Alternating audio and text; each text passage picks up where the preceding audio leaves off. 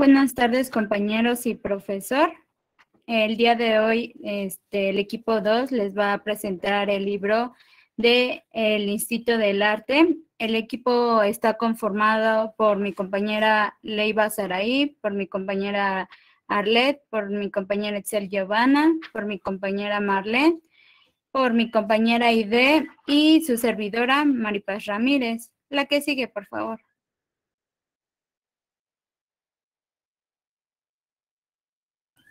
Bueno, en el primer capítulo vamos a hablar sobre el paisaje y anhelo. La que sigue, por favor.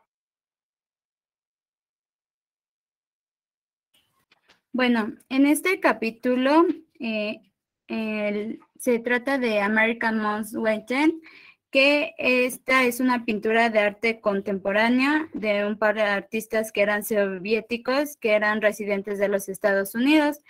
Estos artistas eran Komar y Alexander Melamed, donde ellos estudiaron las preferencias artísticas de 10 países diferentes, donde retrataron el realismo con un trasfondo socialista. Se dedicaron a las pinturas más deseadas y criticadas de cada país. La mayoría de los grupos étnicos pues antes rechazaban los diseños abstractos, especialmente las formas irregulares realizadas con pastas espesas de colores que suelen oscilar entre el dorado y el naranja y el amarillo y el marrón. La que sigue, por favor.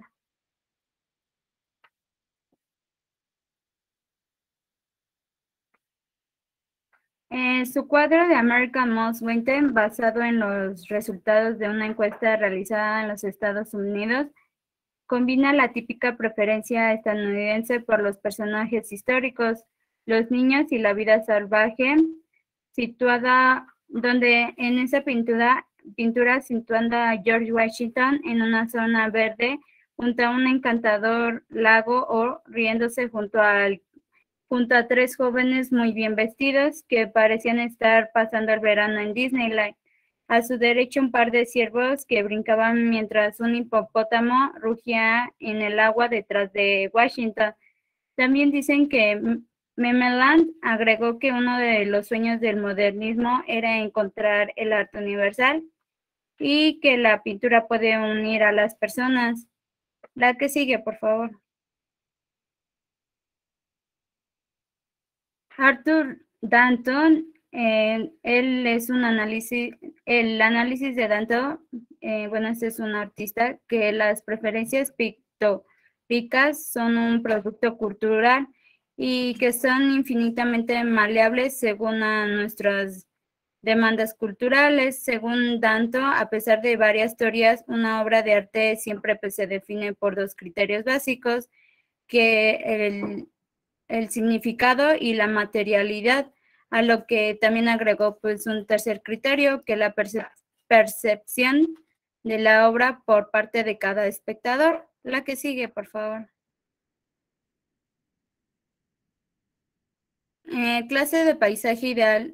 Según Danto, el paisaje tiene mucho en común con las sabanas y los bosques del este de África, donde los humanos se separaron del linaje de los chimpancés durante por la mayor parte del tiempo.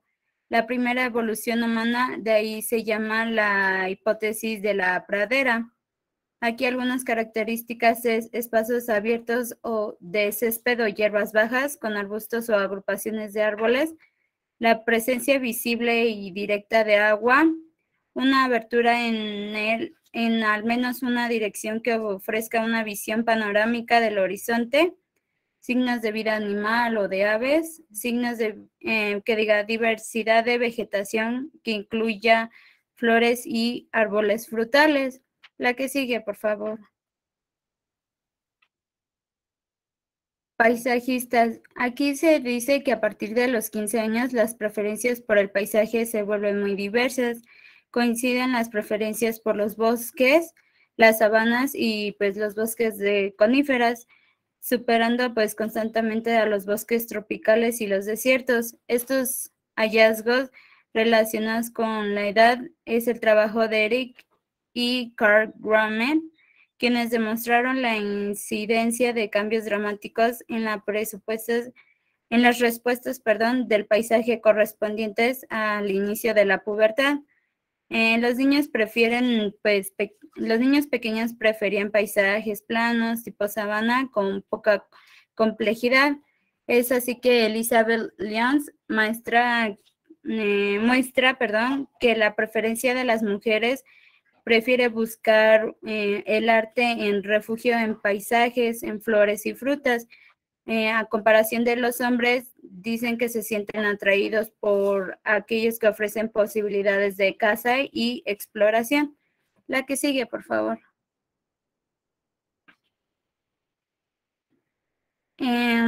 Seguimos con el capítulo 2, el arte y la naturaleza humana. La que sigue, por favor. Homo Sum. Aquí Homo Sum dice que soy un hombre y no hay nada humano que me sea desconocida. Esta frase pues es del dramaturgo romano, donde se interpreta como una forma para todo aquel que busque elementos universales humanos de diferentes culturas. Por ejemplo, la ceremonia del té de Japón suele considerarse como una expresión artística. Se dice también que los Dinka del África Oriental apenas poseen el arte visual, tienen una larga y desarrollada tradición que es la poesía, junto a una gran fascinación por las formas y los colores. La que sigue, por favor.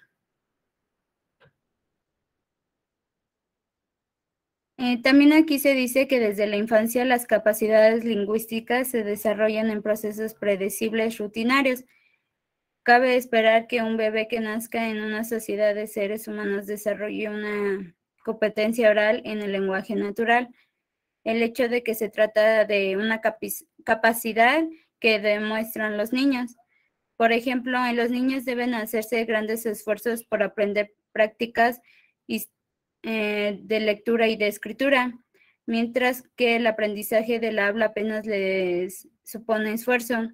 El lenguaje crece en el pequeño como una extensión natural pues de la vida mental, del mismo modo que deja de gatear para caminar y para poder correr.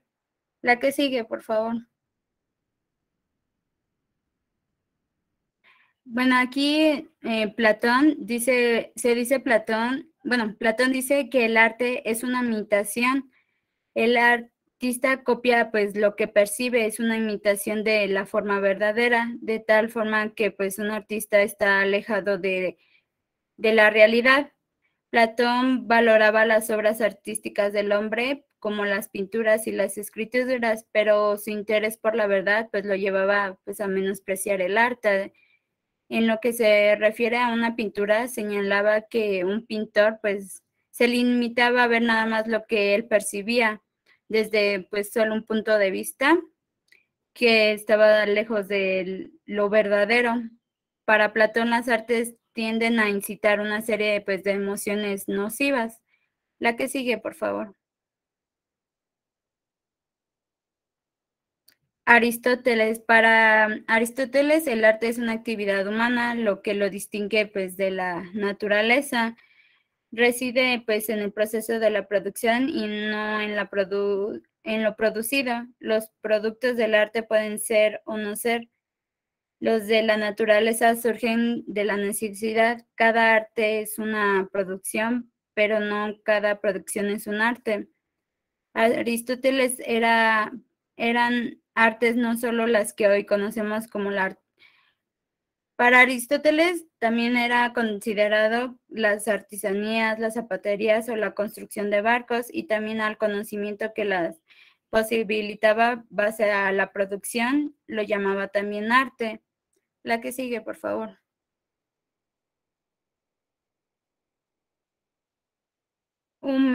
Hume dice que las personas suelen mostrar pues su desacuerdo en juicios estéticos. Entre ellos se encuentra una falta de delicadeza, una incapacidad para percibir diferentes sutiles de colores y de timbres vocales de la que dependen los juicios estéticos. Es decir, un B cree que una naturaleza humana estable significa que existen criterios estéticos objetivos a disposición de la crítica, que las obras de arte se superan la prueba del tiempo, poseen objetivamente unas cualidades capaces de afectar a los seres humanos de distintas generaciones. La que sigue, por favor.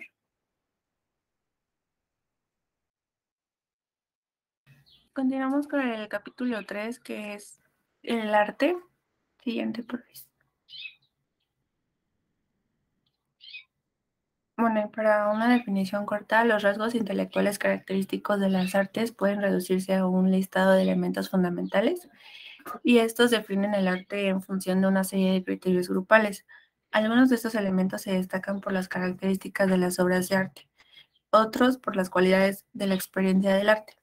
Estos criterios pretenden ofrecer una base neutral para la especulación teórica, y a pesar de que podemos describir este listado como inclusivo por su manera de referirse a las artes de muchas culturas y épocas históricas, no por ello se trata de un compromiso entre posiciones en lisa y mutuamente excluyentes. Siguiente, por favor. En ese pequeño listado vamos a tocar 10 puntos. El primero sería el placer directo. En esta cualidad de placer de la belleza o placer estético, como en ocasiones se le da a llamar, deriva del análisis de distintas fuentes. Un color puro y profundamente saturado puede resultar agradable a la vista. El segundo punto sería habilidad y virtuosismo. La creación del objeto o de la actuación requiere y demuestra la ejecución de unas habilidades especializadas. En algunas sociedades, estas habilidades se asimilan a una tradición de aprendizaje, y en otras pueden adquirirse de forma innata. Siguiente, por favor. Seguimos con el estilo, que los objetos y las actuaciones en todas las formas artísticas se realizan siguiendo unos estilos reconocibles, según unas normas relativas a la forma, la composición y la expresión. Este ofrece un trasfondo estable, predecible y normal, según el cual los artistas pueden crear elementos de novedad y una sorpresa excesiva. Seguimos con el cuarto, que es la novedad y la creatividad. El arte se valora y se alaba por su novedad, creatividad, originalidad y capacidad de sorprender al público. Implica tanto la función captadora de atención que tiene el arte como la capacidad quizá menos sorprendente del artista de explorar las posibilidades más profundas de un medio o un tema. Siguiente. Seguimos con la crítica. Existe junto a una especie de lenguaje crítico sobre el juicio y la apreciación, que puede ser sencillo o la mayoría de las veces más complejo. Este incluye la jerga de los productos del arte, el discurso del público, de los críticos y la conversación valorativa de las audiencias. La representación, en diversos y amplios grados del naturalismo, los objetos del arte, incluidas las esculturas, las pinturas y las narraciones orales y escritas, en ocasiones incluso la música, representan experiencias reales o imaginarias del mundo. El foco espacial son las obras de arte y las actuaciones artísticas que tienden a quedar excluidas de la vida común y conforman un foco separado y llamativo de experiencia. Siguiente, por favor. Y luego tenemos la individualidad expresiva, que es el potencial para expresar una personalidad individual. Suele estar latente en las prácticas artísticas, tanto si esa expresión se alcanza en su totalidad como si no. Luego, la saturación emocional. La experiencia de estas obras de arte está repleta de la emoción, aunque esta se manifiesta de muy diversas maneras. La emoción en el arte consta de dos tipologías: el hecho de confundirse en la experiencia y en la que se distinga analíticamente al mismo tiempo. Y por último, el desafío intelectual, que son las obras de arte que tienden a diseñarse de un modo que utilicen una variedad de capacidades humanas, perceptivas e intelectuales en todo su esplendor. Siguiente, por favor. Seguimos con el capítulo 4, que para ellos no tienen nuestro concepto de arte. Siguiente. Bueno. En este capítulo nos habla de dos argumentos de dos puntos de vista de dos autoras. Vamos a tocar el 2. El primero es el argumento de Oberyn, que hace hincapié en los peligros ocultos que se encuentran los antropólogos cuando aplican conceptos de la estética occidental a la tarea de comprender y traducir ideas de otros pueblos sobre la belleza. Se reduce a la contradicción y a la incoherencia. Esta autora no puede quedarse con ambas cosas. Por un lado niega que la estética sea una categoría intelectual, mientras que por el otro afirma que otras personas también pueden tener ideas sobre la belleza que nosotros no captamos. Se basa en unir un concepto de arte entendiendo en términos generales a las inflexiones específicas con las que esta idea se aplica a las culturas locales. Mucho antes de Kant, los griegos ya debatían acerca de la autonomía del arte, las manifestaciones musicales, pictóricas y teatrales, o las partes de ellas. De los griegos estaban desprovistas del contenido social o ideológico. Siguiente, por favor. Y la última autora, que es Susan Vogel. En gran parte de su argumentación, Vogel intenta que nos deshabituemos de las ideas preconcebidas sobre el arte baule y yoruba, que moran en las mentes de los lectores occidentales, a quienes insta a detenerse a pensar en las oposiciones que aportan cuando se cruzan con la palabra arte. En esta demanda de un desaprendizaje en los hábitos culturales es muy loable, amplía la comprensión y la apreciación del lector occidental. Sin embargo, se trata de una estrategia que también puede alentar la falsa idea de que incurrimos en un error etnocentrismo al considerar formas de arte, las creaciones sagradas de los Babloe y los Yoruba, y en este aspecto de la estrategia es otro ejemplo de confusión de difundir un elemento exótico a la retórica de la estética etnográfica. Después de su intento de establecer la rareza del arte Babloe, cambia la idea en la conclusión de su libro para advertir a los lectores acerca de su familiaridad. Agrega que nada de lo que se escribe en ese libro es completamente exclusivo de los Boulevard. El hecho del mayor interés de un estudio artístico tan específico como ese puede residir precisamente en cuánta luz puede arrojar sobre un lugar que ocupa el arte en otras culturas lejanas y ajenas a la nuestra. Siguiente, por favor.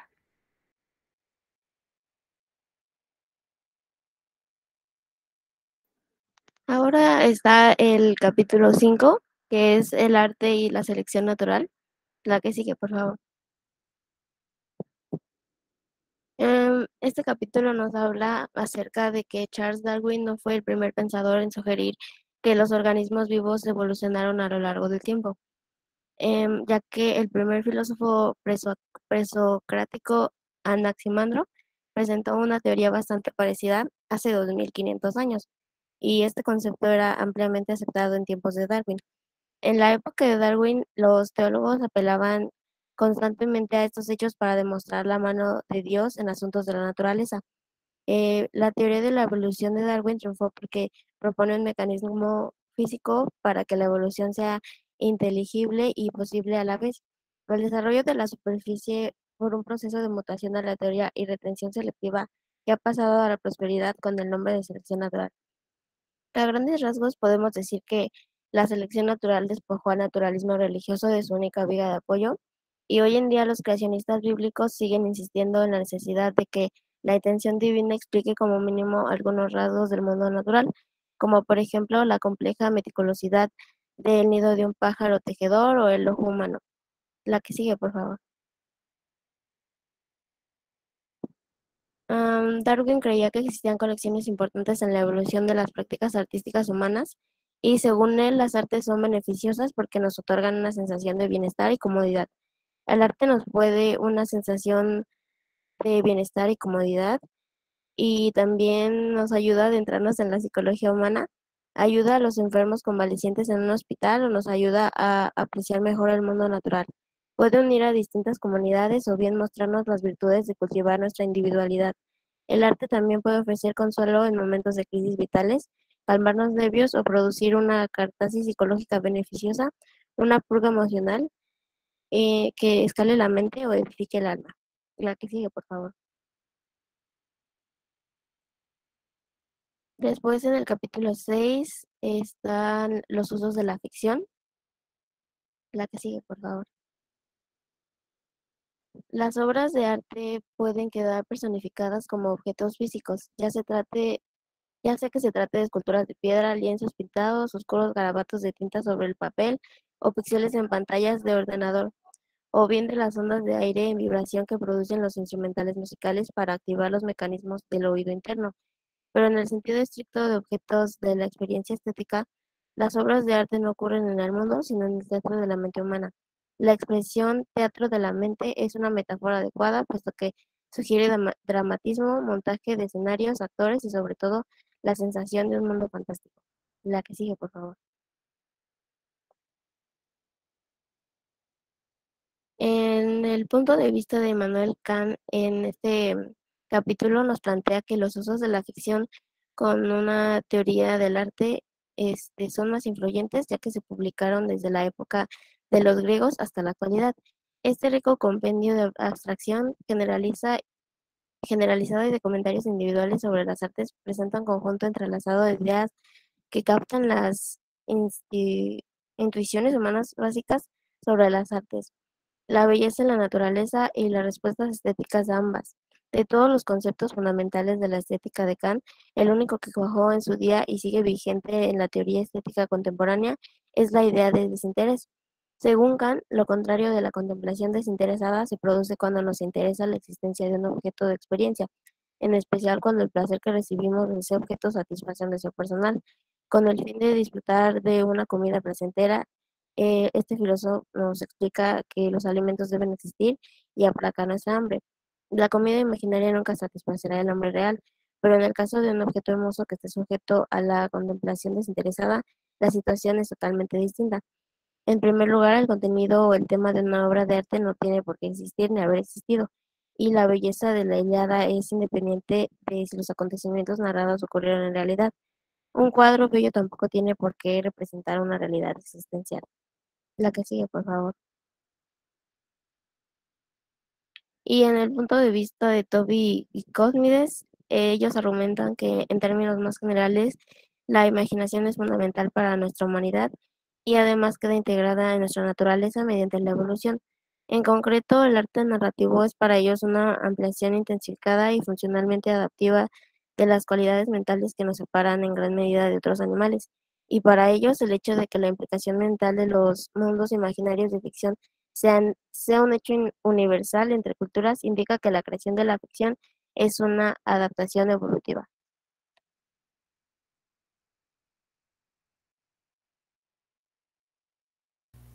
Continuamos con el capítulo 7, Arte y autodomesticación humana. Siguiente, por favor. El argumento de este libro se ha centrado en el modo en que la selección natural ilumina nuestra comprensión de la belleza natural y artística. Visto de este modo, nuestras mentes evolucionaron hacia un razonamiento causal y probabilístico, más o menos hacia la misma época en que se desarrolló el entorno del Pleistoceno, es decir, igual que otras comunidades, animales, plantas y objetos físicos. Siguiente, por favor.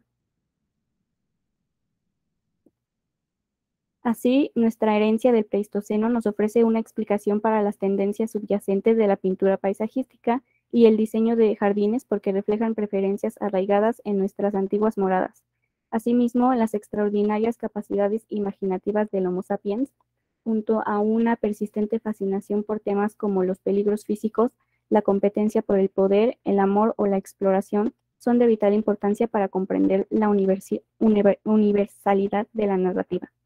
La selección natural hace hincapié en la supervivencia en un entorno hostil como premisa fundamental para que se produzca la evolución prehistórica de cualquier adaptación. Siguiente, por favor.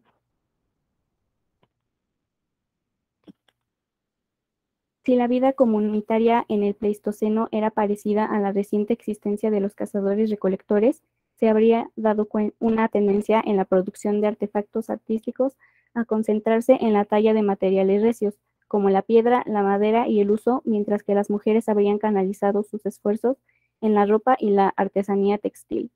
Los peinados elaborados fueron seguramente un rasgo de la vida en el Pleistoceno, pero lo cierto es que sabemos muy poco al respecto. Siguiente, por favor.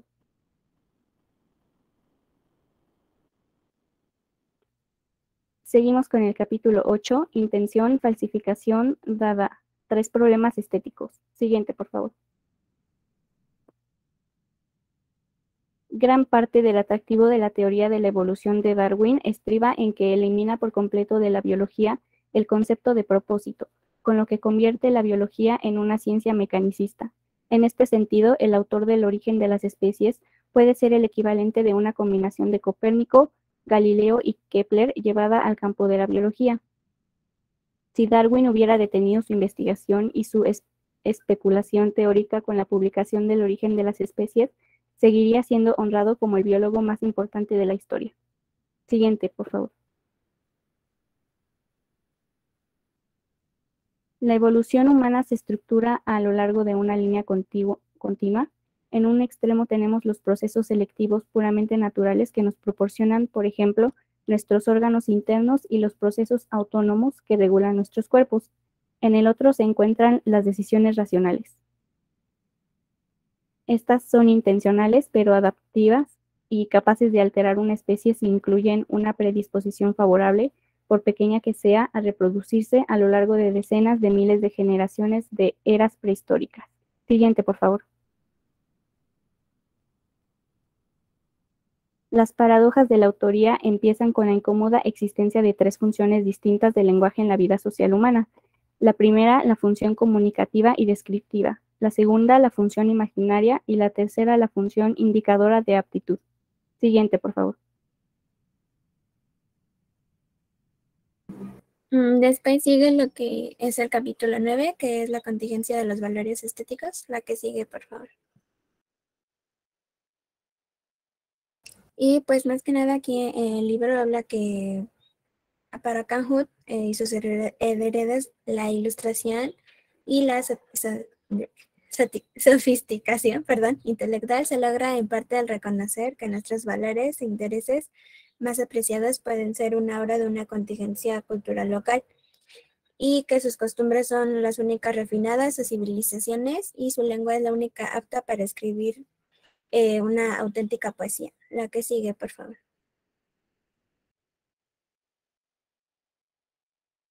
Y habla también de que la mayoría de los teóricos de la cultura y del arte en el siglo XX han ampliado las primeras ideas del relativismo cultural aún alguna y tenían una estructura biológica del cuerpo que era el sistema, el circulatorio, sus órganos y la musculatura. La que sigue, por favor. Y que también esto se daba a partir del ADN y el ARN. La que sigue, por favor. Y se dividían en dos, que era el sonido y el olor, y el sonido era que era la música, que se convirtió en una de las formas del arte supremas, y que era universal en todas las culturas a lo largo de la historia. Y el olor se dice que los seres humanos pueden distinguir miles de moléculas olorosas distintas, y ello implica que, bueno, uno de sus aspectos era la nariz, y sea como mínimo tan discriminatoria como el ojo o el oído. La que sigue, por favor.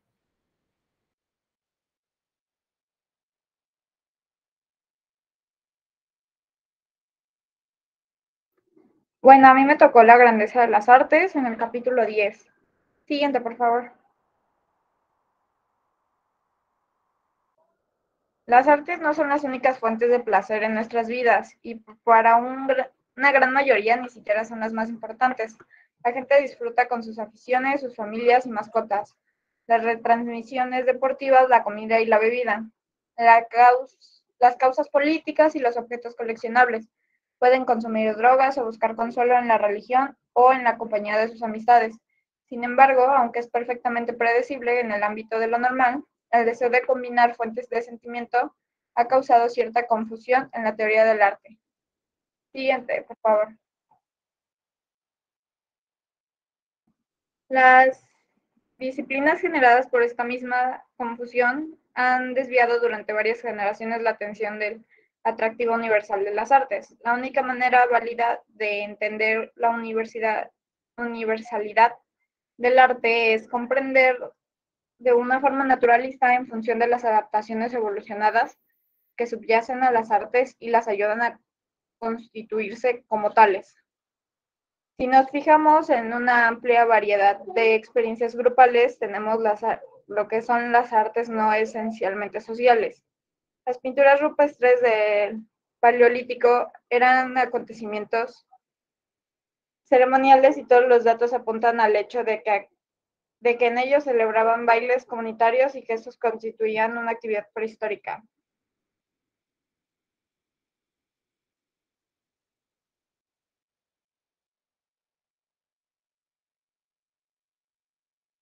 Bueno, pues en eso termina nuestra exposición. Esperamos les haya gustado y pues que lo hayan disfrutado.